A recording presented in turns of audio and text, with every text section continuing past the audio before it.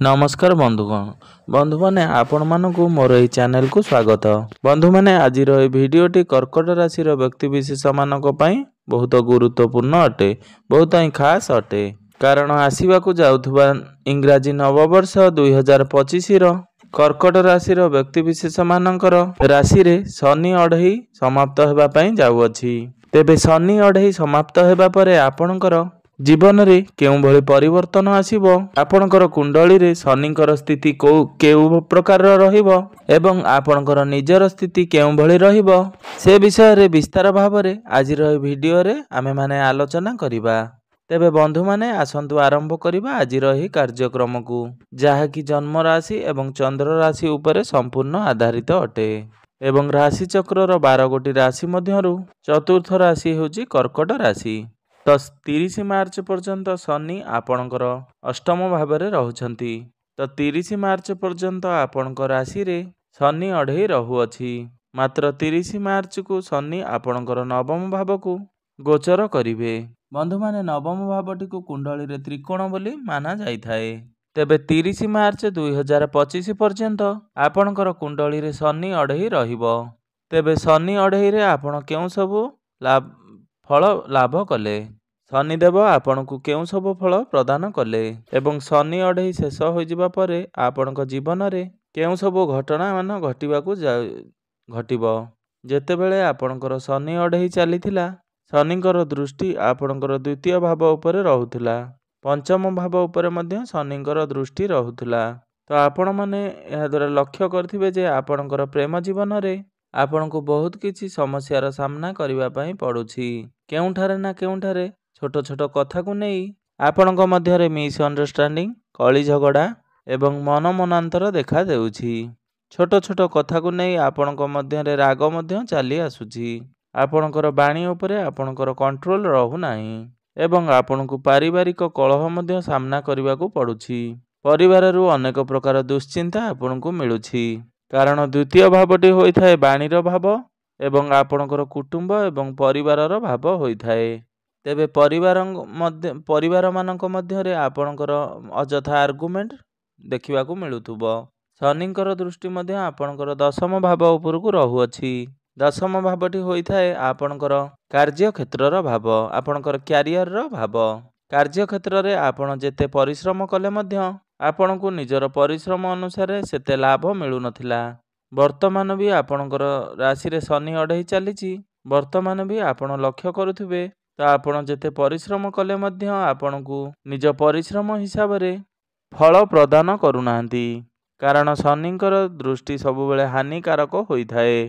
तो शनि अढ़ई मध्य रे ए सबु विषय रे गति करिवाको पड़ुथिला।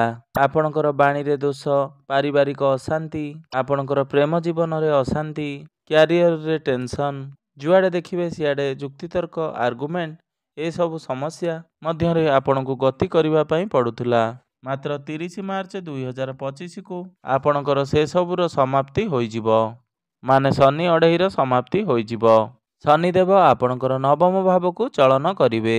तो सेतेबेले आपण लक्ष्य करिवे जे आपणकर रिलेशनशिप गुड़िक समस्तक सहित बहुत भल होइजिबो।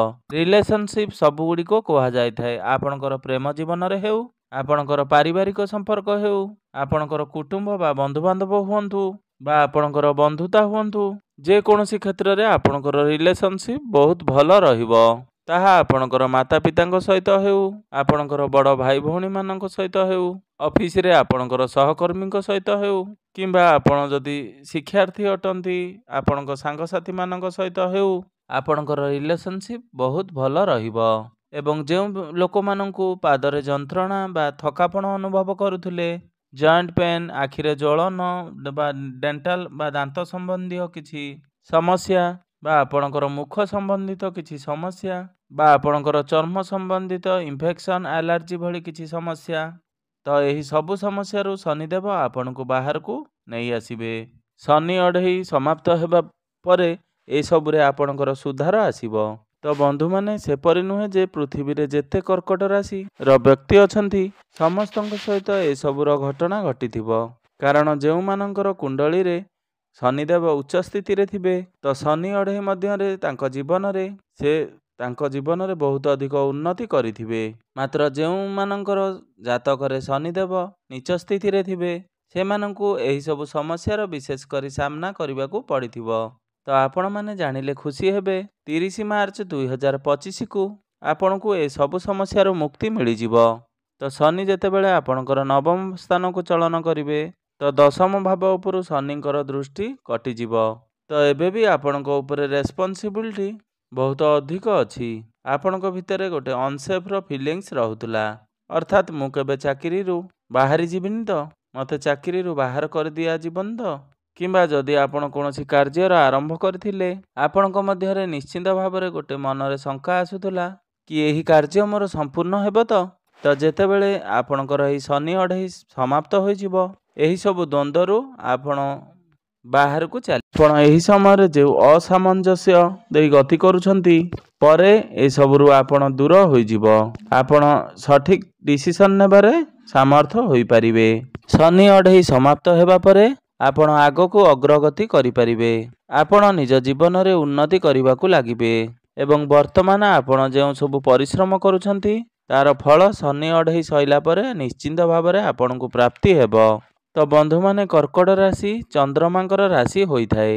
ତ ସେଥିପାଇଁ କର୍କଟ ରାଶିଟି ବହୁତ ଚଳଚଞ୍ଚଳ ରାଶି ହୋଇଥାଏ। ପ୍ରାୟତଃ କର୍କଟ ରାଶିର ବ୍ୟକ୍ତିବିଶେଷମାନେ ଅନେକ ସମୟରେ ତରବରିଆ ହୋଇ କାର୍ଯ୍ୟ କରିଥାନ୍ତି ଏବଂ ତରବର ହୋଇ କୌଣସି ଡିସିସନ୍ ନେଇଥାନ୍ତି, ଯାହାଫଳରେ ଭବିଷ୍ୟତରେ ତାଙ୍କୁ ପଶ୍ଚାତାପ କରିବାକୁ ପଡ଼ିଥାଏ।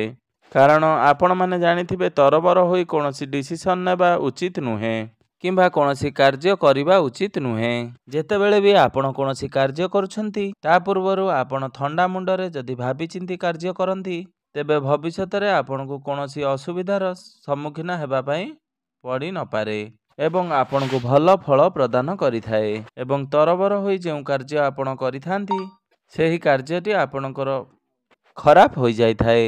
ମେଷ ରାଶି, କର୍କଟ ରାଶି ଏବଂ ତୁଳା ରାଶି ଏବଂ ମକର ରାଶି ଏହି 4ଟି ରାଶି ଚଳଚଞ୍ଚଳ ରାଶି ହୋଇଥାନ୍ତି।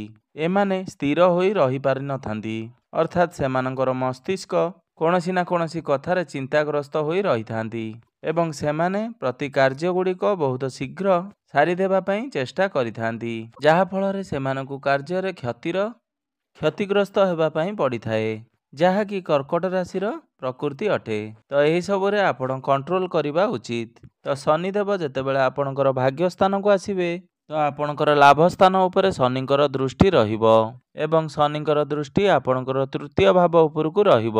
ତ ଶନି ଅଢ଼େଇ ସମାପ୍ତ ହେବା ପରେ ଆପଣଙ୍କର ଛୋଟ ମୋଟ ସ୍ଥାନକୁ ଯାତ୍ରା ମଧ୍ୟ କରିପାରନ୍ତି, ମାତ୍ର ସେହି ଛୋଟ ଯାତ୍ରାରେ ଆପଣଙ୍କୁ ଲାଭ ମଧ୍ୟ ପ୍ରାପ୍ତି ହୋଇପାରିବ, ତାହା ଆପଣଙ୍କ ପାଇଁ ପଜିଟିଭ୍ ରହିବ। ତ ଶନି ଅଢ଼େଇ ସମାପ୍ତ ହେବା ପରେ ଆପଣଙ୍କର ଇନକମ୍ରେ ମଧ୍ୟ ଗ୍ରୋଥ୍ ହେବ। ଚାକିରି କ୍ଷେତ୍ରରେ ଆପଣଙ୍କର ପଦୋନ୍ନତି ମିଳିପାରେ। ଶନି ଅଢ଼େଇ ସମାପ୍ତ ହେବା ପରେ ଆପଣଙ୍କର କୌଣସି ଲୋନ୍ ମଧ୍ୟ ନେଇପାରନ୍ତି। ପ୍ରପର୍ଟିକି ନେଇକି ହେଉ କିମ୍ବା କୌଣସି ବଡ଼ ଜିନିଷକୁ ନେଇକି ହେଉ, ଆପଣ ଯଦି ଚାହୁଁଥିଲେ ଲୋନ୍ ମୋର ପାସ୍ ହେଇଯାଉ ତ ସେସବୁରେ ଆପଣଙ୍କୁ ସଫଳତା ପ୍ରାପ୍ତି ହେବ। ଏବଂ ଯଦି ଆପଣ ଚାହୁଁଥିଲେ ଉଚ୍ଚଶିକ୍ଷା କରିବା ପାଇଁ ଶନି ଅଢ଼େଇ କାରଣରୁ ଆପଣ ଉଚ୍ଚଶିକ୍ଷା କରିପାରୁନଥିଲେ, କାରଣ ଶନିଦେବ ଆପଣଙ୍କର ପଞ୍ଚମ ଭାବକୁ ଦୃଷ୍ଟିଗୋଚର କରୁଛନ୍ତି, ଯାହାଫଳରେ ଆପଣଙ୍କର ଶିକ୍ଷା କ୍ଷେତ୍ରରେ ବହୁତ କିଛି ସମସ୍ୟାର ସାମ୍ନା କରିବା ପାଇଁ ପଡ଼ୁଥିଲା। ମାତ୍ର ଶନି ଅଢ଼େଇ ସମାପ୍ତ ହେବା ପରେ ଆପଣଙ୍କର ପାଠପଢ଼ାକୁ ନେଇ ଯାହା ବି କିଛି ସମସ୍ୟା ରହୁଥିଲା ସେସବୁ ମଧ୍ୟ ଆପେ ଆପେ ଦୂର ହୋଇଯିବ। ଆପଣଙ୍କୁ ଉଚ୍ଚଶିକ୍ଷା ପ୍ରାପ୍ତି ହେବ। ବିଦ୍ୟାର୍ଥୀମାନଙ୍କର ଶନି ଅଢ଼େଇ ସମାପ୍ତ ହେବା ପରେ ଆପଣଙ୍କର କନସେନ୍ଟ୍ରେସନ୍ ଲେବୁଲ୍ ଭଲ ରହିବ। ଆପଣଙ୍କର ପାଠପଢ଼ାରେ ଷ୍ଟାବିଲିଟି ଆସିବ। ଆପଣ ନିଜର ଲକ୍ଷ୍ୟସ୍ଥଳରେ ପହଞ୍ଚି ପାରିବେ। ତ ଶନି ଅଢ଼େଇ ସମାପ୍ତ ହେବା ପରେ ଆପଣଙ୍କର ଜୀବନରେ ପଜିଟିଭ୍ ଚେଞ୍ଜେସ୍ ଆସିବ। ଆପଣ ନିଜର ପାଠପଢ଼ାରେ ବହୁତ ଭଲ ପ୍ରଦର୍ଶନ ଦେଖିବାକୁ ପାଇବେ। ଶନି ଅଢ଼େଇ ଯେତେବେଳେ ଆପଣଙ୍କର ଚାଲିଥିଲା ବା ବର୍ତ୍ତମାନ ଯେଉଁ ଚାଲୁଛି ତ ଆପଣ ଧନ ସଞ୍ଚୟ କରିବାକୁ ସାମର୍ଥ୍ୟ ହୋଇପାରୁନାହାନ୍ତି। ଆପଣଙ୍କର ଯାହା ରୋଜଗାର ହେଉଛି ତାହା ଖର୍ଚ୍ଚରେ ଚାଲିଯାଉଛି, କାରଣ ଶନିଙ୍କର ଦୃଷ୍ଟି ଯେହେତୁ ଆପଣଙ୍କର ଦ୍ୱିତୀୟ ଭାବ ଉପରେ ରହୁଅଛି ତ ଦ୍ୱିତୀୟ ଭାବଟି ହୋଇଥାଏ ଆପଣଙ୍କର ଧନର ଭାବ। ସେଥିପାଇଁ ଆପଣ ବର୍ତ୍ତମାନ ଧନ ସଞ୍ଚୟ କରିପାରୁନାହାନ୍ତି, ଆପଣଙ୍କର ବ୍ୟାଙ୍କ ବାଲାନ୍ସ ହୋଇପାରୁନାହିଁ। ତ ଯେତେବେଳେ ଆପଣଙ୍କର ଶନି ଅଢ଼େଇ ସମାପ୍ତ ହୋଇଯିବ ଆପଣଙ୍କର ଆର୍ଥିକ ସ୍ଥିତି ମଜବୁତ ହେବ। ଆପଣଙ୍କର ଆର୍ଥିକ ଦୃଷ୍ଟିକୋଣରୁ ଲାଭାନ୍ୱିତ ହେବେ। ଆପଣଙ୍କର ଇନକମରେ ଗ୍ରୋଥ ହେବ। ଆପଣଙ୍କର ଖର୍ଚ୍ଚ ଧୀରେ ଧୀରେ କମ୍ ହେବାକୁ ଲାଗିବ ଏବଂ ଆପଣଙ୍କର ବ୍ୟାଙ୍କ ବାଲାନ୍ସ ମଧ୍ୟ ବଢ଼ିବ। ତେବେ ବନ୍ଧୁମାନେ ଆପଣ ଗୋଟିଏ କଥାର ବିଶେଷ ଧ୍ୟାନ ରଖିବେ ଯେ ନବମ ଭାବଟି ହୋଇଥାଏ ଆପଣଙ୍କର ପିତାଙ୍କର ଭାବ। ତ ଶନିଦେବ ଯେତେବେଳେ ଆପଣଙ୍କର ନବମ ଭାବକୁ ଚଳନ କରିବେ ସେତେବେଳେ ଆପଣ ଆପଣଙ୍କର ପିତାଙ୍କର ସ୍ୱାସ୍ଥ୍ୟ ପ୍ରତି ଟିକେ ଯତ୍ନବାନ ହେବେ ଏବଂ ପିତାଙ୍କ ସହିତ ଆପଣଙ୍କର ସମ୍ପର୍କ ଭଲ ରଖିବା ପାଇଁ ଚେଷ୍ଟା କରନ୍ତୁ। ତାଙ୍କୁ ସମ୍ମାନ ଦିଅନ୍ତୁ। ଆପଣ ଆପଣଙ୍କର ପିତାଙ୍କ ସହିତ କୌଣସି ପ୍ରକାର ଆର୍ଗୁମେଣ୍ଟ ବା ଯୁକ୍ତିତର୍କ ଭଳି କରନ୍ତୁ ନାହିଁ କିମ୍ବା ତାଙ୍କୁ ଅସମ୍ମାନ କରନ୍ତୁ ନାହିଁ। କାରଣ ଯେତେବେଳେ ଶନିଦେବ ଆପଣଙ୍କର ନବମ ଭାବକୁ ଚଳନ କରିବେ ତ ଆପଣଙ୍କର ପିତାଙ୍କର ସହିତ ଆପଣଙ୍କ ସମ୍ପର୍କ ଖରାପ ହେବାର ବହୁତ ସମ୍ଭାବନା ବନୁଅଛି କିମ୍ବା ଆପଣଙ୍କର ପିତାଙ୍କର ସ୍ୱାସ୍ଥ୍ୟ ଖରାପ ହେବାର ସମ୍ଭାବନା ରହୁଅଛି। ତ ବନ୍ଧୁମାନେ ଶନି ଅଢ଼େଇ ସମାପ୍ତ ହେବା ପରେ ଆପଣ ଲଙ୍ଗ ଟ୍ରାଭେଲ କରିପାରନ୍ତି, ଫରେନ୍ ଟ୍ରାଭେଲ କରିପାରନ୍ତି ଏବଂ କେଉଁଠାରେ ନା କେଉଁଠାରେ ଆପଣଙ୍କର ଗୁପ୍ତ ଶତ୍ରୁ ବୃଦ୍ଧି ପାଇବ।